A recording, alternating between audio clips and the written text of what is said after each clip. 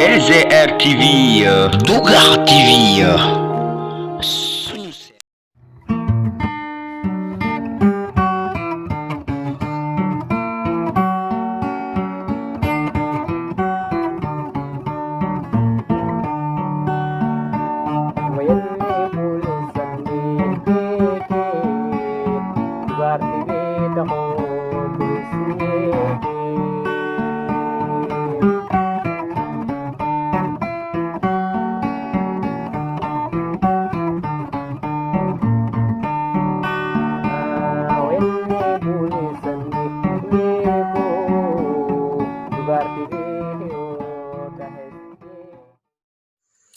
Bonjour, salam alaikum téléspectateurs Dougar TV, merci d'avoir choisi Dougar TV.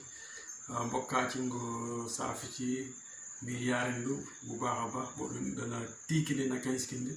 diski bo min ki gellam bo wi yarendu bu baax ba bo wodu du gomal rek na jamm di len ñaanal ci at bu bes bi aussi di len ñaanal lepp lu ngeen yott rek yalla ngeen am ko yeen ñi di safo di setan Dougar TV bobi sunkodu in live na live bobi ñaani du gomar ciaki di leen wax Dougar TV moo nekk ni Dougar TV seen télé la ci at mu bees bi 2022 bi di leen wax bonne et heureuse année 2022 merci d'avoir choisi Dougar TV muy télé askan bi télé Ning Safen comme ni ko suñu woykat boobu waxee télé Ning Safen merci d'avoir choisi Dougar TV bobi ñaane du bu baax ba di wax aussi ngeen ñaanal Dougar TV mu gën a yokku mu jëm ci kanam comme aussi ñu ngi jaay ay t-shirt pour ñi safoo di seetaan Dougar TV ñu bëgg a jàppale Dougar TV pour geste bu noble ñu jënd benn t-shirt Dougar TV 5000 francs c'est un geste remarquable pour jàppale Dougar TV dina aussi élection yi commencé na après di ngeen mën a seetaan dina leen wan yenn meeting bi quoi waaw que c'est la réouverture des meetings électoraux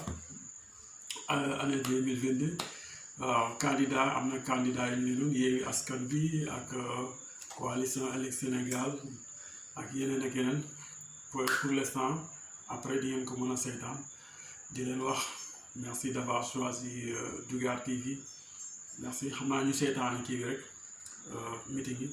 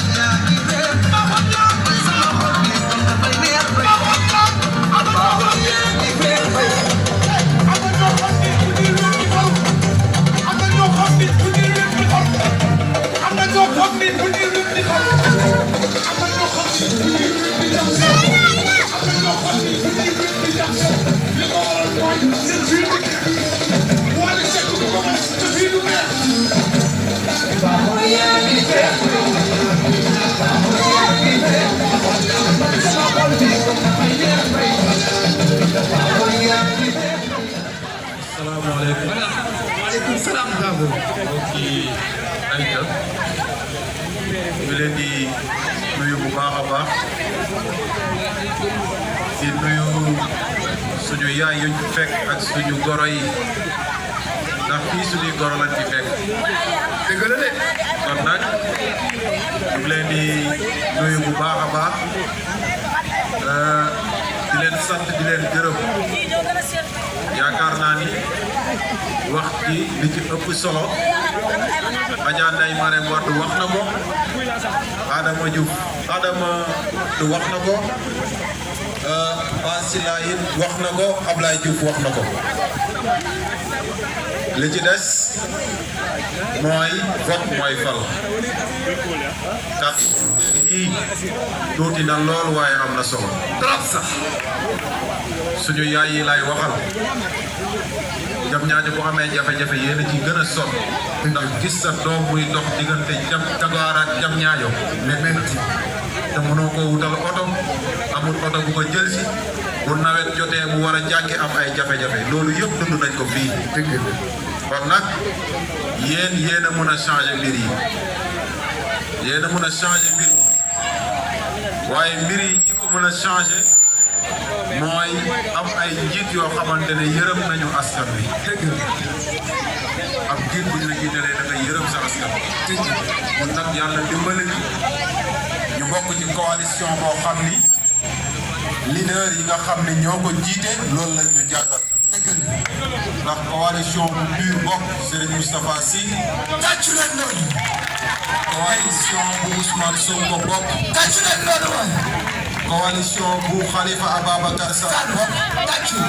damay wax ni coalition boobu ña ko jiite ci commune Diamniadio mënuñoo war seen askan mënuñoo ñàkk yërëm seen askan tàccul kon nag ànd nañ ko ak ay ndawu Dugar Adja Ndeye Marème Wade mii taxaw moo jiite suñu tête de liste proportionnelle. ok di seen doom. Ablaye Diouf mu ngi fii ci Dugar conseiller ci askan wi. maa jigéen ñaa mu ngi fii ci Dugar conseiller ci Yewwi Askan Wi. Marème Lo di seen fii ci Dugar di doomu Dugar conseiller ci Yewwi Askan Wi. Ndeye Soxna Seck mu ngi fii ci Dugar conseiller ci Yewwi Askan Wi. Fatou Sakho mu ngi fii ci Dugar conseiller ci Yewwi Askan Wi. Alassane Thiandou mu ngi fii ci Dugar conseiller ci Yewwi Askan Wi. xam ngeen ni nag Dugar yàgg nañoo am ay conseillers élection yi fi weesu yëpp am na ay conseils yu ngeen tànnoon ne leen bu ngeen demee ca mairie ba na ngeen fexe ba jafe-jafe Dugar ngeen taxaw ci waaye gis ngeen ni mu demee tey la Dugar gën a ñàkk yoon tey la Dugar gën a ñàkk marché tey la Dugar gën a ñàkk case de santé tey la Dugar gën a bari jafe-jafe kon nag tey dafa jot ngeen tànn conseillers yi ngeen war a tànn te ñi ma lim fii xam ngeen ne seen engagement ci Dugar xam ngeen ne seen njub xam ngeen ne seen maandu xam ngeen ne seen bëgg Dugar bés bu ñu leen teewalee ci mairie Diamniadio dañu leen mën a fajal seen i jafe-jafe. tàccu leen loolu. kon nag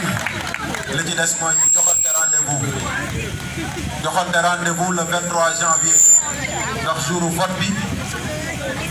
foofu la ñuy xamee ndax Diamniadio pare nañ pour yeewi seen bopp wala pare wu. bulletin bu baax baax na ngeen ko xàmmee bu baax a baax moom rek a ci am couleur bu weex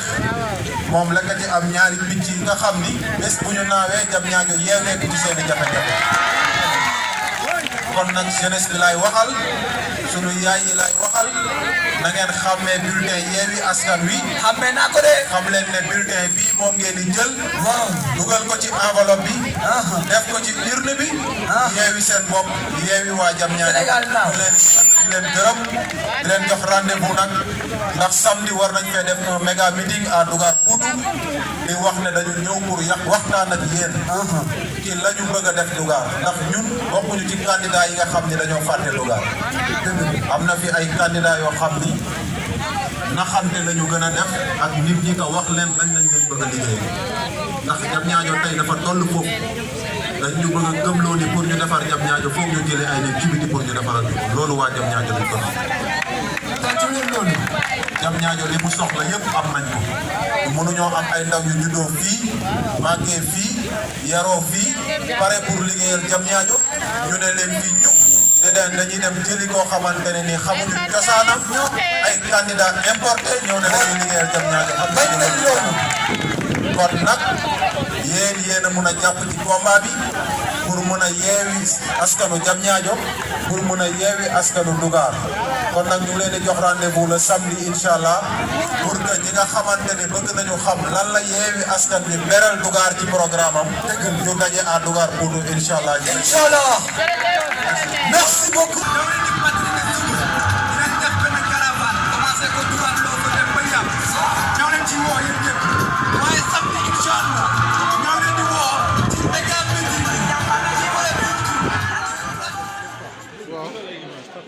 fàtte kay bàyyi capteur bu baax.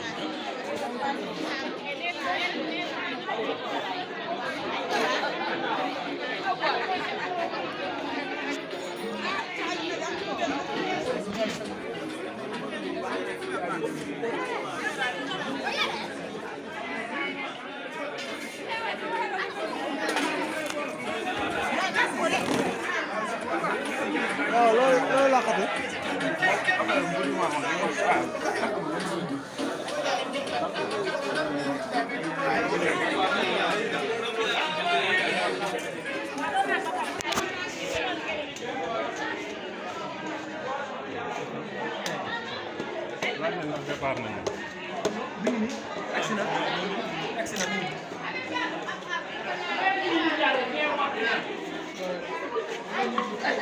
Merci. Ça va? Monsieur le maire.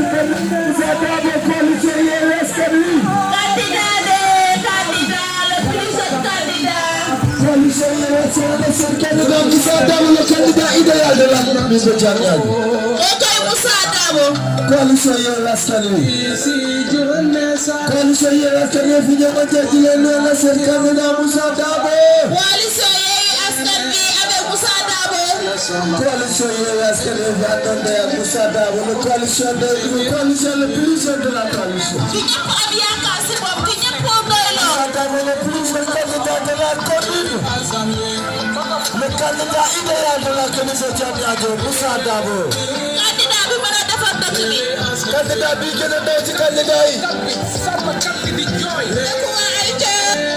Candidat bi mën a faj seen jeunesse bi yëpp.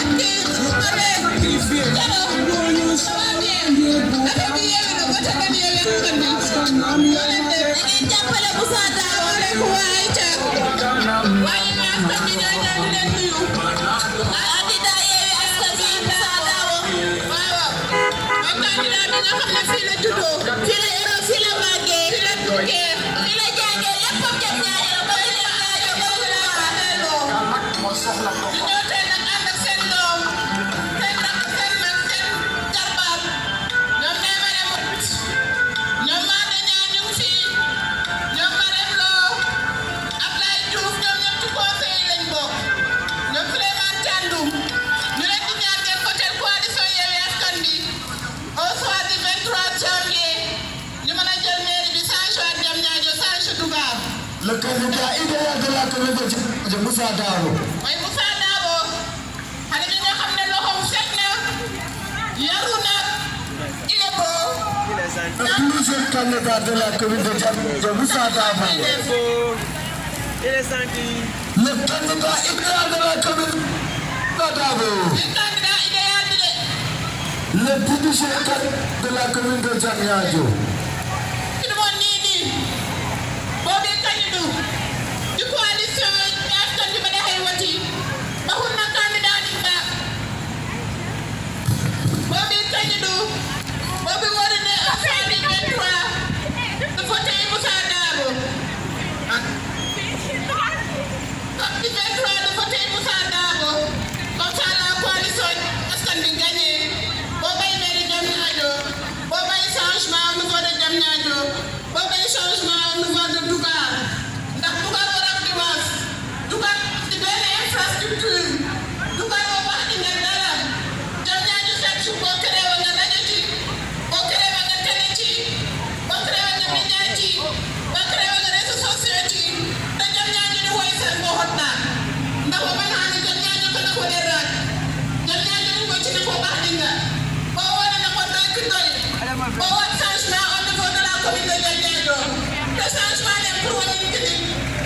voté la liste Yewwi Askan Wi ñu ànd ak suñu candidat Moussa Dabo bés boo leen ko defee ba au soir du 23 ñu gagné mairie bi seen lépp dinañ ko fomp ndax Moussa Dabo ñu mu àndal moom moo jiite liste majoritaire bi man day ma ne moi damaa jiite liste proportionnelle ànd ak sama yeneen i naataangoo bari na ci ñu dëkk biir Dougar ay ca am na si wàllam ñoom Ablaye Diouf ci la ñu bokk ñoom Adja Mada Niang ci la ñu bokk ci la ñu bokk ba ci ñoom Far Sakho ñoom Ndeye Soxna ñoom ñëpp ci la ñu bokk kon coalition Yewwi Askan Wi jox na Dougar wàllam seet na Dougar wàllam ba mu doy li des yéen population bi yéen a ñu mën a jàppale ba changement bu ñu bëgg ñu mën ko am au niveau de la commune de Diamniadio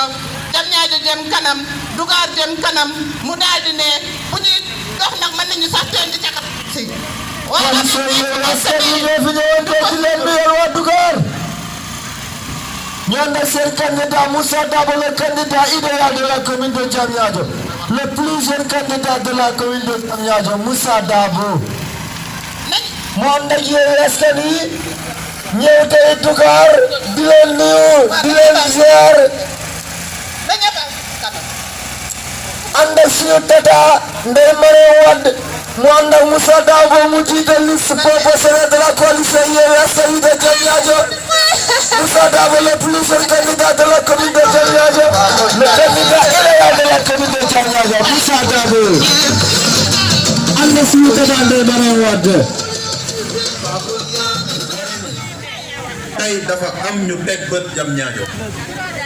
loolu nag ñun askan wi ñoo war a am suñu fulla am suñu fayda ndax dafa am loo xam ne ñun dañu ko bëgg a gëmloo dañu bëgg a gëmloo ne yéen Diamniadio amu leen ay jeunes yu mën a yor seen commune dañu bëgg a gëmloo ni yéen Diamniadio amu leen compétence bu mën a gérer seen commune dañu bëgg a gëmloo ne Diamniadio li ko mën a defar mooy jëli koo xamante ne nii mu ngi fële ñëw ànde ko nekk yaa ñëw sauver Diamniadio askanu Diamniadio bi ñu nangu loolu ñun dañu am ay jeunes yoo xam ni fii la ñu jàngee tuddoo ci dëkk bi lépp lu ñu am fii lañ ko amee kenn du wër ci biir Diamniadio di leen présenté ndax foo leen tudd xam nañ ne ay doomu Diamniadio la kon nag jeunes yooyu bu ñu demee ba jàng màgg wut expérience am compétence yéen a leen war a jàppale pour ñu servir seen commune kon nag coalition Yewwi Askan Wi loolooy li ko tax a jóg dañu jóg pour Yewwi Diamniadio ci seen i jafe-jafe ndax Diamniadio dafa am ñaari catégorie acteurs politiques yu leen yeew ñi ci njëkk mooy ñi nekk ci pouvoir ndax mënuñ laa dénk alalu askan ne la fexeel ba askan woowu képp ku ca bokk di citoyen ressortissant de Diamniadio nga fexe mu sentir boppam ci alal jooju benn dañu bëgg a gëmloo askan wi ni bu élection jotee dinañ ñëw jege leen bu ñu waree sukk dinañ sukk bu ñu waree raam dinañ raam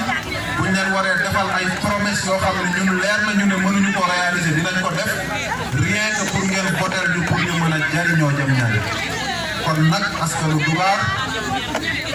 askanu Dougar fulla lañ leen xamee waaye askanu Dougar fayda lañ leen xamee dëgg bii élection yi fi mës a jaar yëpp résultat yi wane na ni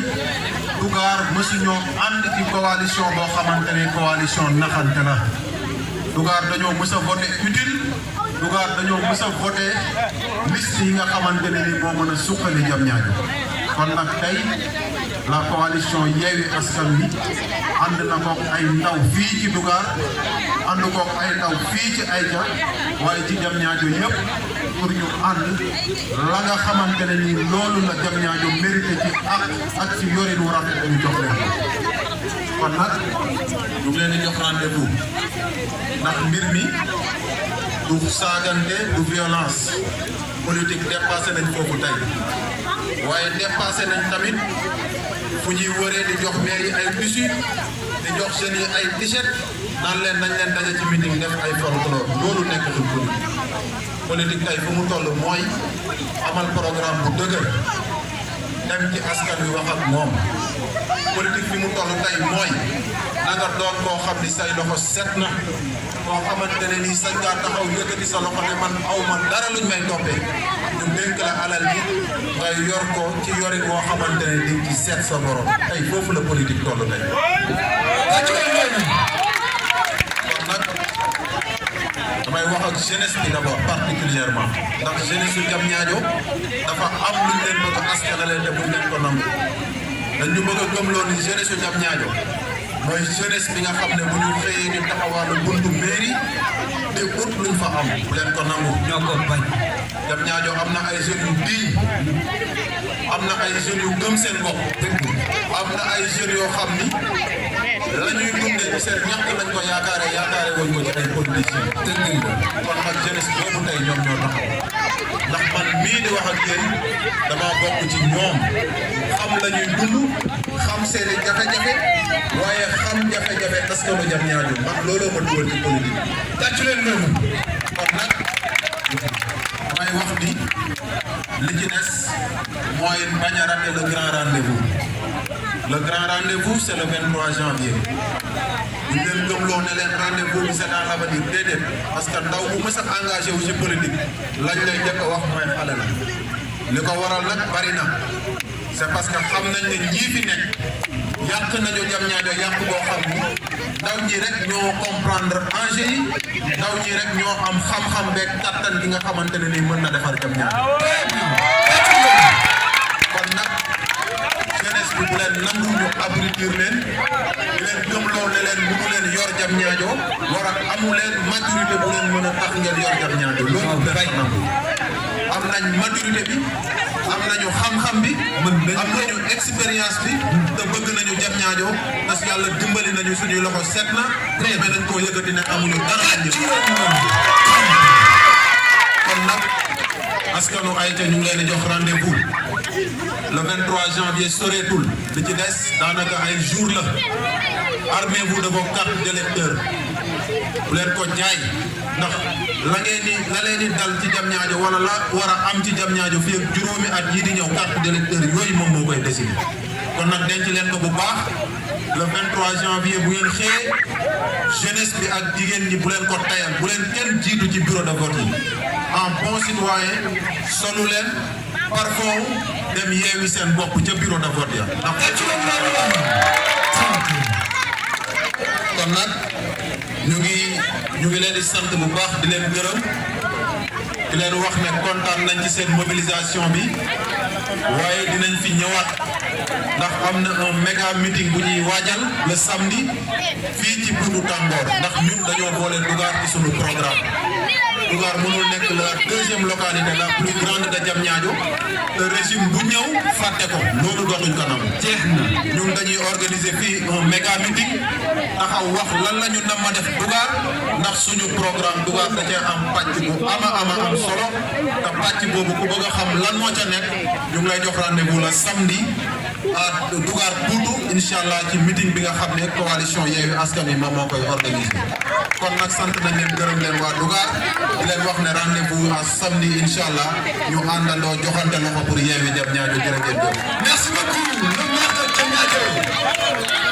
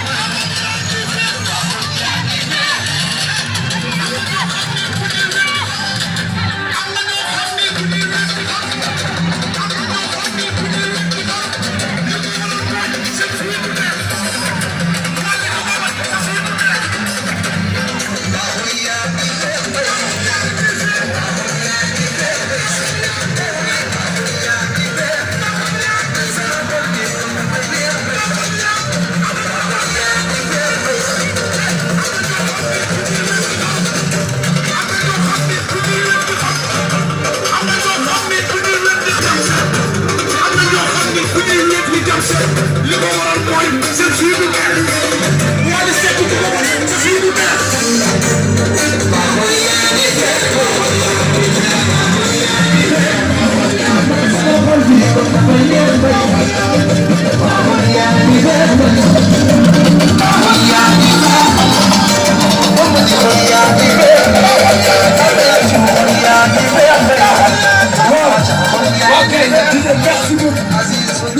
Aïcha, Dougar Aïcha, un quartier populaire, un quartier constitué essentiellement de jeunes, surtout une cause. Une coalition moderne.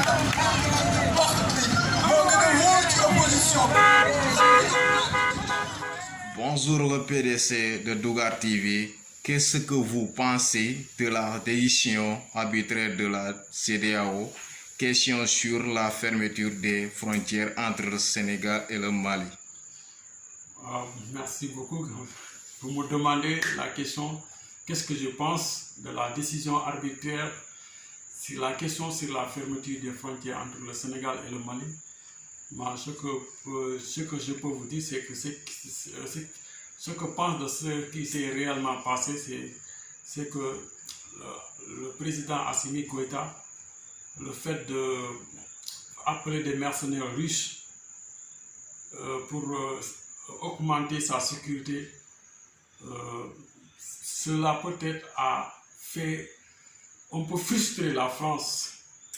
La France, l'ancienne colonie africaine, toujours qui nous a donné cette indépendance, le jour et la nuit, il a pris cette indépendance. La France nous a donné l'indépendance le jour, il a repris ça la nuit. C'est ça que je pense. Parce que le fait d'appeler les soldats russes pour sécuriser le Mali, pour lutter contre le djihadisme, ça a frustré les Français. C'est pourquoi la France qui a coiffé le CEDEAO, je peux dire que les dirigeants de la CEDEAO, comme Macky Sall et Alassane Ouattara, sont des marionnettes, comment je peux le dire. Ce sont des marionnettes, ce sont des préfets de gouvernement de la France. C'est pour vous dire, nous ne sommes pas indépendants. Leurs décisions n'engagent que. Ce sont des gens qui sont parfaitement égoïstes, qui ne pensent qu'à leur intérêt crypto-personnel. Parce que Macky Sall, aujourd'hui, on peut dire qu'il ne dirige pas le Sénégal. Il est là pour son troisième mandat. Pour son troisième mandat, il est obligé de faire plaisir à la France, à tout point de vue. C'est ça que je pense. La fermeture de la frontière, c'est une catastrophe pour le Mali. C'est sanctionner le Mali. Pourquoi? Pourquoi sanctionner le Mali? En voulant aider quelqu'un et vous le sanctionnez. Vous dites que vous voulez aider le Mali en le sanctionnant de cette manière. Le peuple malien ne mérite pas ça. Il devait avoir d'autres solutions à faire. Par exemple, le Mali et le Sénégal. Avec les camions maliens, le camion malien, il faut gagner le Sénégal plus de 400 milliards par an. Mais si on ferme les frontières, ça n'arrête pas le Sénégal. Qu'est-ce que le Sénégal a à voir de cette fermeture illégale, insensée, voire même écœurant pour la population? Mais faire souffrir les populations maliennes de cette sorte, ils ne méritent pas ça. Le Mali ne mérite pas ça. La population ne mérite pas ça du tout. Il faut revoir les choses. Pourquoi est-ce qu'on ne peut pas avoir une CEDEAO ou un lieuement des peuples africains? Ben, si on nous dit que l'État, ce sont des intérêts, mais je ne vois pas l'intérêt du Sénégal à vouloir fermer ses frontières avec le Mali. Ça, c'est une catastrophe. Si ce n'est pas pour faire plaisir à cette ancienne colonie que la France. Donc, nous demandons solennellement au président de la CEDEAO, M. Alassane Ouattara et M. Macky Sall, de réouvrir les frontières de la CEDEAO pour que les gens veillent à leur occupation les plus normales, les plus rationnelles possibles. parce qu'il faut réouvrir la frontière, ouvrir les frontières quoi. Voilà. C'est une demande solennelle au président Macky Sall de réouvrir les frontières quoi. Merci à bon entendeur, merci au panafricanisme. En tant que panafricain, moi c'est ça mon opinion, qu'on ouvre les frontières et on aille voir autre chose quoi, c'est ça. Et aussi, qu'est-ce que vous pensez du projet de loi sur la criminalisation de l'homosexualité au Sénégal? Ouais, c'est une bonne question. Vous me dites qu'est-ce que je pense du rejet de loi sur le projet de loi sur la criminalisation de l'homosexualité au Sénégal. Maanaam mbirum góor jigéen ñi quoi. Le fait que loi bi ñu voté ko ba pare yóbbu ko assemblée ay député bañ ne duñ ko signé duñ ko voté ay député comme on dit les députés de l'APR loolu laa ko mën a wax te loo xamante ne sëriñ yi ñëpp a ko signé woon kër diine yëpp boo demee Tivaouane signé nañ Touba signé nañu waaw les animistes ont signé les catholiques ont signé la population a signé ñu yóbbu ko assemblée foo xamante ne peuple bi yëpp ñooy les 10 représentants du peuple là les soi-disant représentants du peuple ñoom nee na yaayu bugguñu ko ñu rejeté ko maanaam daal fulaaluñu ko quoi loo xamante ne ñi askan wi dañ ko fulaal ñoom nee nañu fulaaluñu ko waaw loolu lu muy tekki parce que day wane rek ñi ñuy représenté assemblée nationale di leen wax ay député du peuple ñoom seen bopp lañ fa nekkal ak Macky Sall seen bopp lañ fa nekkal ñu fa askan wi dañu waxante dëgg parce que bu fekkee ne askan wi lañ fa nekkal bu fekkee askan wi ñoo tax ñuy xëy suba ak ngoon di leen fay xaalisu askan wi di leen jox bon d'essence waroon nañu am ngor ak respecter askan wi ñu jox askan wi li ñu moom ko lu ñu soxla waaye comme que ñoom dañoo sanctionné askan wi di rejeté ko ñoom aussi dañ leen rejeté élection yaa ngi ñëw nañ leen rejeté il faut les sanctionner ku votel fas bi rek sanctionné nga fas bi ku ko voté rek maanaam da ngay nangu ci accepté c'est comme si yow góor jigéen am fii dayo da nga cee ànd quoi waaye bu fekkee ne da nga rejeté fas bi kon yaa ngi leen di sanctionné bu kenn urne bi bu leen fa dugal fas bi quoi pour les sanctionner faut pas voter anti fas waaw comme ni ko sama gars yi di waxee marron beige bi quoi marron beige couleur mbóot la quoi waaw il faut les sanctionner quoi bu kenn wateel fas bi pour les sanctionner comme que ñoom dañu bañ ne duñu voter loi bi kay lañ leen di sanctionner positivement ñu wan leen ko askan yi li ñu bëggoon defuñ ko ñoom tamit ñu sanctionner les carrément ci les urnes pourquoi pas waaw merci c'est ça loolu laa ci amoon pour li may wax quoi je m'excuse si c'était un peu di ziar ñëpp di leen wax aussi Dougar TV aussi ñu ngi jaajëfal ñëpp aussi on marche comme l'éléphant bu ñu tegee benn tànk balaa ñuy koy tegaat on va être sûr et certain que beneen tànk bi tegu na bu baax a baax te ñu ngi ñaan aussi gars yi ñu jàppale ñu am ay moyens bu baax comme ça ñuy weesu téléphone yi ñu am suñu caméra bopp waaw am ay matériels yu bees waaw souvent booy dañ may wax jëndal matériel dañuy fàtte ne xaalis mooy jënd matériel te ñun mooy loolu dañuy taxale rek